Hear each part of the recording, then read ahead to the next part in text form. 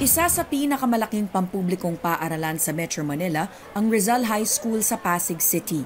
Gayunpaman nagawa ng paraan ng mga opisyal nito na pababain ang enrollment at maiwasan ang double shifting para gumanda ang kalidad ng edukasyon.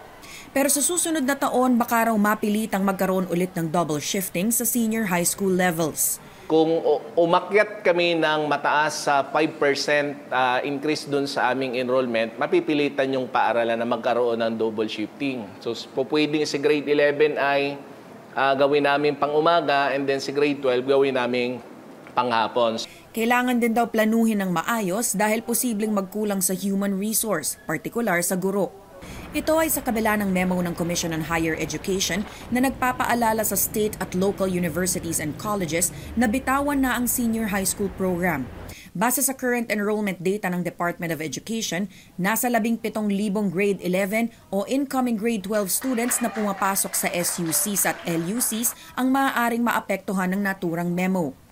Kung hindi sa mga pampublikong paaralan, sabi ng DepEd ay maaari silang lumipat sa private schools at mag-apply sa senior high school voucher program ng DepEd para makatanggap ng financial assistance.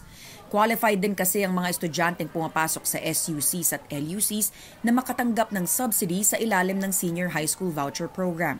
Nilinaw naman ni CHED Chairman Popoy de Vera na hindi bago ang direktibang itigil ang senior high sa SUCs at LUCs.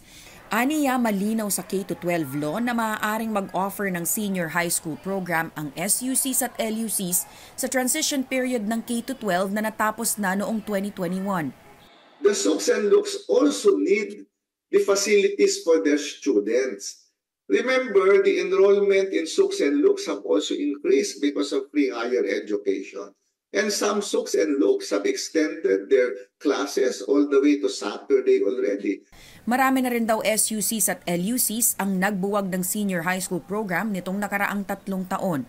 Sa kabila ng negative reactions sa inilabas na direktiba, sinabi ng CHED, hindi naman sapilitan ang pagtigil ng senior high school sa lahat ng SUCs at LUCs dahil depende rin daw ito sa sitwasyon sa lugar.